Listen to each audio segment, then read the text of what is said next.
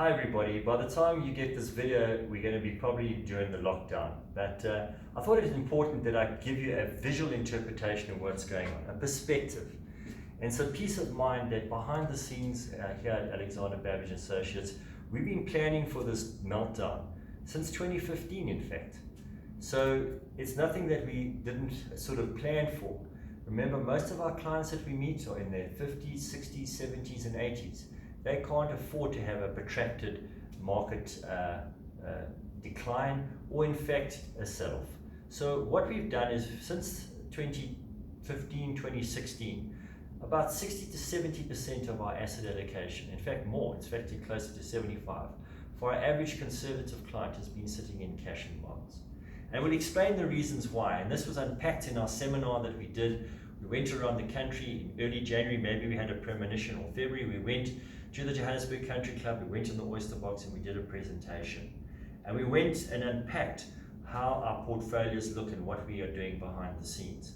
So in the next couple of weeks, what we're going to be doing is we're going to be assisting you going to get through this, this pandemic and actually give you reassurance that behind the scenes there's actually a silver lining that can come out of all of this. So let's unpack it, sit down and relax. I want to take about 15-20 minutes, just run through the seminar and run through some important points to give you some idea of what we've been doing.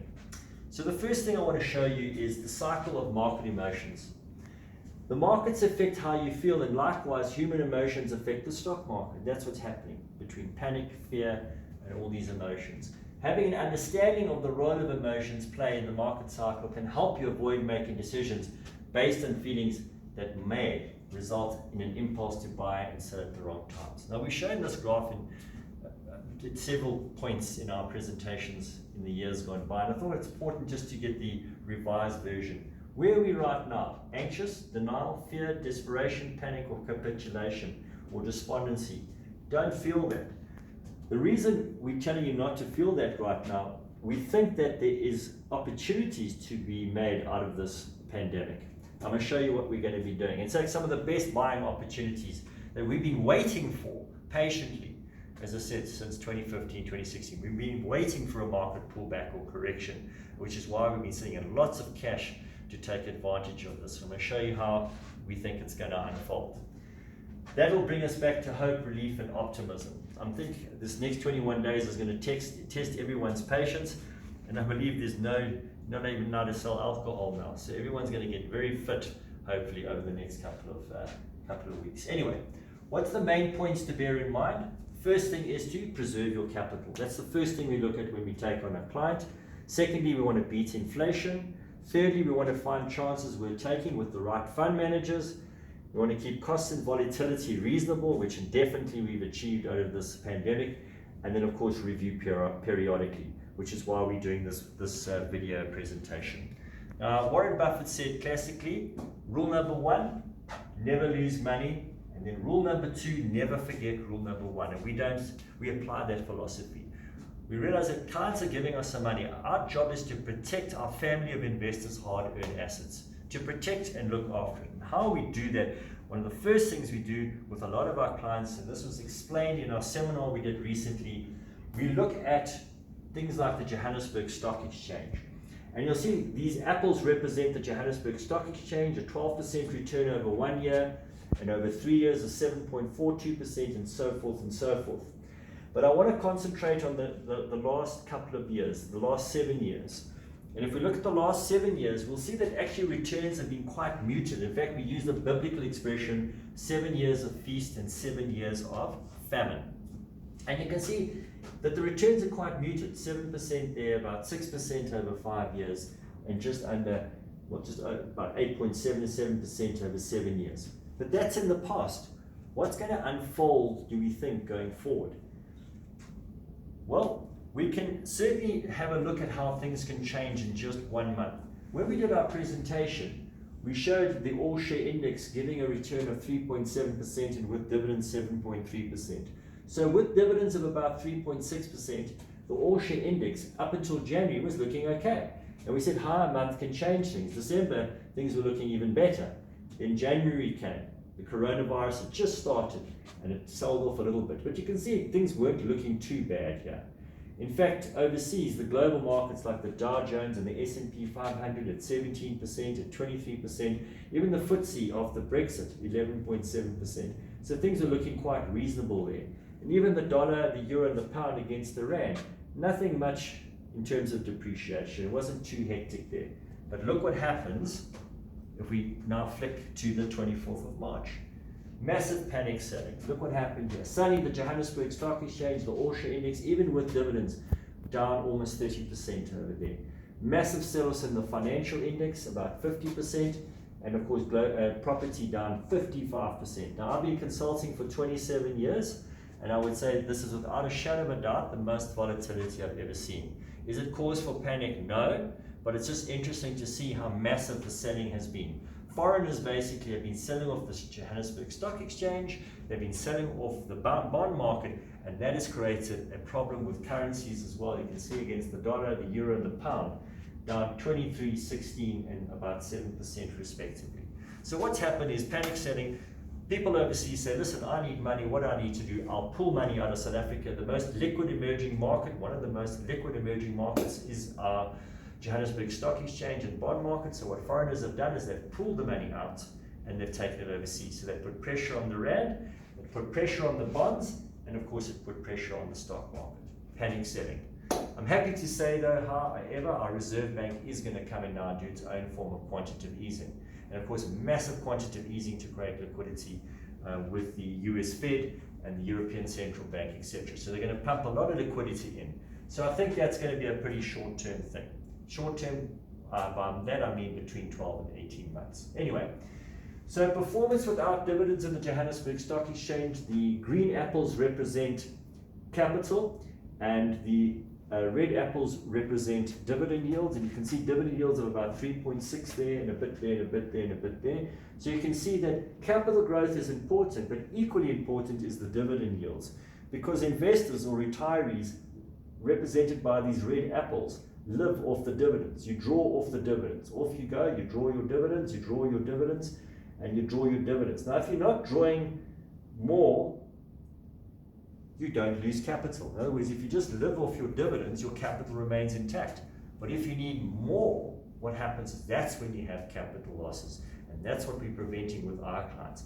We've made sure that our typical client has a lot of money in cash and bonds, yielding 5, 6, 7, 8%, to actually draw from, rather than touch their capital in the form of shares. In other words, selling off unit trusts or selling off shares is what we don't want. We want our clients to be able to live off their dividends on the one hand and the interest on the other. And those two combined, if you're a living annuity client, you can draw your 5 or 6% without touching your capital. So this is what these slides represent. There's your capital in red. If you take off the capital, the red apples, we take off all the red apples, we're left with the dividend. We're left with dividends of about 3 to 4, well, just sometimes in the upper 3%. So as long as you're not drawing more than that, you're fine. But for most of our investors, they have to have 5 or 6 or even 7. Some people, unfortunately, are even drawing 8 or 9, 10%. Now those clients clearly can't live off shares because the dividends are not enough. So they will physically have to sell off their capital. They'll physically have to sell off unit trusts or their shares. We don't want that, because once you sold off a unit trust or sold off a share, that capital is gone. You can't get it back to grow again. So it's very important when we have difficult moments like this that we've got sufficient dividends, or in our case cash, to see our clients through. So this is definitely a retirement conundrum, because what can happen in the markets? This is what can happen. Markets go up, markets go down. Markets go up and markets go down. In this case, it's the US standard top 500 shares, the S&P 500. And we said that when we did our presentation, it's at maximum inflection point. We believed over here that there's some point where we believed there was going to be a pullback. So as I mentioned, since 2015, when this quantitative easing really started to go, since 2008 in fact, there was too much printing of money. Lots of quantitative easing, lots of cheap money. It did stimulate the markets, but it could lead to a crash or correction. And just you need something to trigger that. In this case, it happened to be the corona pandemic. Okay. So What do we think is going to happen? Well, what did we think? We thought we were at maximum greed. We needed to prepare what happens if this market goes down.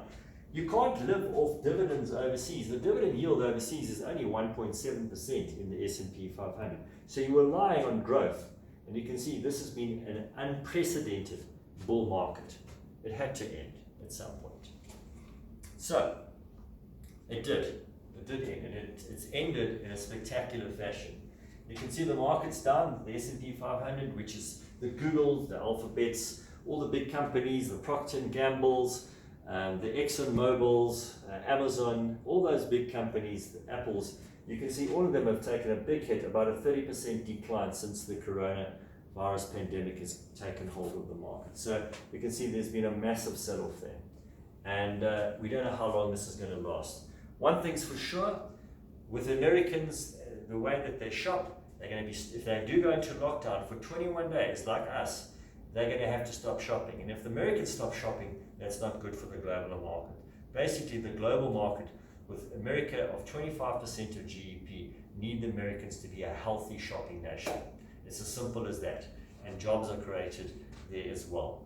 So, anyway, just another quick slide that I thought might be interesting. The stock market since the 1900s, we've had all these things happen. We've had the World War I's, we've had the Great Depression, we've had World War II, we've had the Korean War, post-war boom, stagflation from 1973 to 1975. In fact, you can see since about 1965 or 64, the baby boomer period, all the way up until about 1982, the markets were actually quite flat. And then, of course, we had this uptick here, we had Black Monday over there, we had the end of the Cold War, we had the tech boom crash, and then we had the ups and the downs, we had the global financial crisis, and then when we did our presentation, we said, what could affect this? And the coronavirus was just starting to get hold of it, people were starting to realize this thing could be quite serious. So we said, what if this coronavirus happen? And we took a lot of preventative measures with our clients. As I said, we don't have aggressive equity holdings except for some of our high net worth clients, which can afford to ride through these things. So another graph that we showed in our presentation was the Nikkei 225. That the Nikkei 225, basically the top 225 shares in Japan. And you can see with population dynamics, the Japanese market was at its maximum peak in 1989. And since then, it's been a steady decline. You can see downward trend, 48%, 47, 32, 43, 63, 61. You can see the steady decline in what's happened. And why is that happening? Because they've got a static population. They've got an aging population. Europe has got an aging population. You need people to consume. And unfortunately, if you've got an aging population, they tend to consume less. They've got static, as I said, static population growth, and of course that affects their markets. And that is exactly why these markets have not really done that well. You need to actually export your goods and services into emerging markets with growing populations. And the truth is, the Earth is now sitting at 7 billion people. 7 billion people. Now, where is that growth coming from? It's not coming from older people. It's coming from the younger developing markets. So we still think that there's scope for developing markets. However, with this pandemic, the developed markets have pulled liquidity out of the market to hedge their positions, etc., etc. Anyway, it's interesting to look at population dynamics because the same thing espouses itself with the Euro stocks, the top 50 stocks in Europe. Look what's happening there. Aging, static population dynamics, low to no growth. Printing of money, world's biggest financial experiment. Now, with the deaths happening in Italy, why are so many people dying? Why are a lot more people dying in Italy? They've got a much older population. I think about 24% of that population is now over the age of 70. So the mortality is going to be higher there. Okay. And I expect the same might happen in America. They've got a lot of overweight, quite unhealthy people, they're diabetics, etc. So don't be surprised with this pandemic that you're going to get a lot of news, a lot of panic as people pass away in America with this pandemic because of the health of the population and all those things that are associated with that. So, population dynamics aside, the markets, what happened? Bottom line, there's a base of 100. There's the MSCI UK, there's the MSCI Italy, there's the MSCI China, there's the MSCI South Africa, and the MSCI US. Everyone, nobody's unaffected by this sell-off. Some to a lesser extent than others. Interestingly, the interesting point is China's been affected the least, and the worst, no surprise, has been Italy. And South Africa, we sit over here, about a sell-off of about 30% at the moment and counting. So that sell-off has been quite dramatic. Now, will it bounce back? Yes, it will. But to what extent and how much, that's the question we need to ask ourselves. So there's been this sell-off. Why? Because the volatility index has surpassed the global financial crisis high as the pandemic intensifies. What this graph shows you is panic. As soon as this graph spikes up, like in 2008, this is the volatility index. You can see it spiked up massively in the global sell-off of 2008. It's spiked up massively now and will surpass the fear factor, if you like, of what happened in 2008. If that goes up, people will start to sell off assets. They will not be thinking rationally. The truth of the matter is that if you sell off your shares and you go to cash right now in America, or you go into cash right now in Europe or Japan, you get 0%. So I don't understand what the baby boomers are going to do. They're going to move all their money to cash. Yes, it's safe, but they're not going to earn anything. They actually manipulate. It's like the shelves in the supermarkets. They're empty. There's no interest to earn overseas in offshore banks right now. So to me, that's another thing we need to discuss at a later date. You earn nothing in interest rates. So it's going to force investors back into the stock market. It's going to force investors back into the property markets as well at some point when this pandemic hopefully gets through the system in the next 3 to 6 months. And we'll see a flattening of that classic bell curve. Anyway, what does this mean? As everyone panicked, as foreigners, South Africa is the most liquid market in the world, or one of the most liquid emerging markets, I should say, in the world. So if you're a foreigner and you have money in South Africa, you sell your shares and you sell the bonds, and that's what happened. You can see the conundrum here right now as well. The yield curve right now, since the sell-off, these are 2-year bonds, 10-year bonds, 20-year bonds, and 30-year bonds. That was 1 month ago and 6 months ago. They were roughly giving us about let's say a 10% return. Our 20-year bond was giving us about a 10% return. Our 10-year bond was giving us about 8%. Now look what's happened. This yield curve's gone massively. It's spiked all the way up. So right now on a 10-year bond, you can make over 12.5%. We think that's a fantastic buying opportunity. In fact, even the Reserve Bank has said it's going to come in and support the bond market. You're going to get 12.5% right now on a 10-year bond. We think that's fantastic value. So although there might have been capital losses of about 10% recently, your yield has gone up dramatically. And if the Reserve Bank does support that, we think the best buying opportunity right now is medium and even some long-dated bonds. So you might have felt some short-term pain with the sell-off because of the foreigners needing liquidity, but it's created a brilliant buying opportunity, we think, in the bond market. And even if Moody's downgrade us, it's already priced into the market.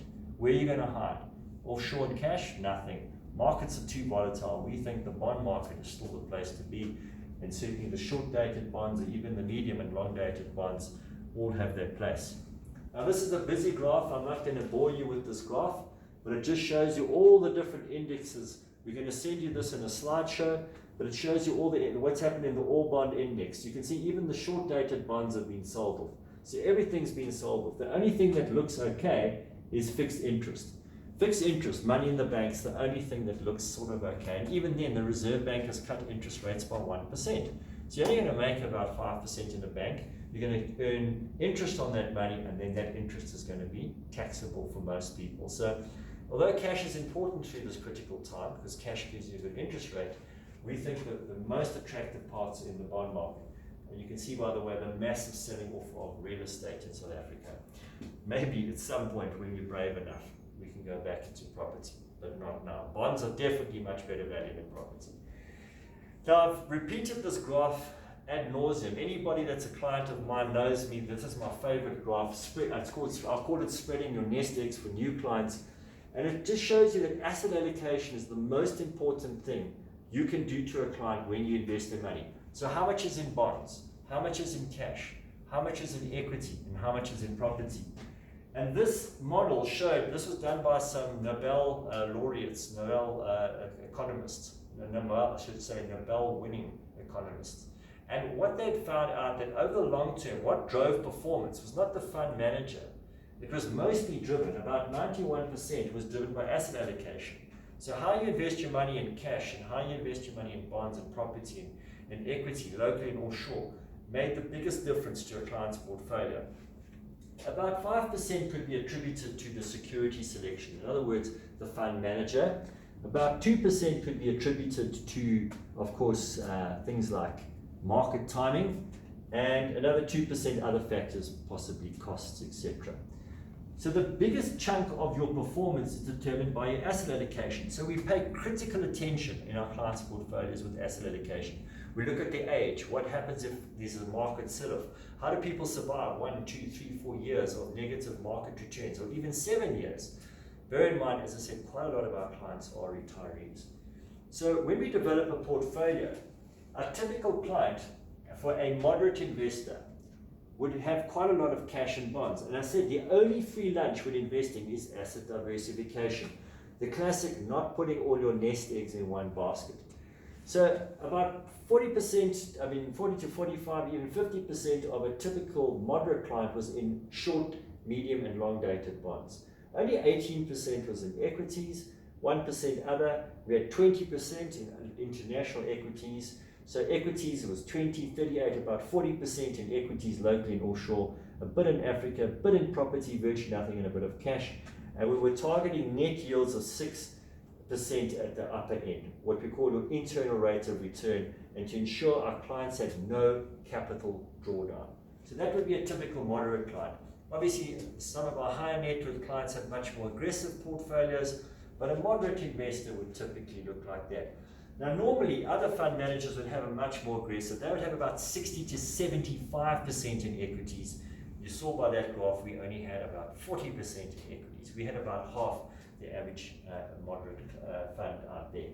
For a conservative investor, we had about 42% in bonds, only 10% in local equities, and 15% in international. Only about 25% in equities. We had a lot in cash. So we had a big war chest sitting in cash. About a third of our money was sitting in cash. And our yields today, as we speak, were at least 6 to 7%.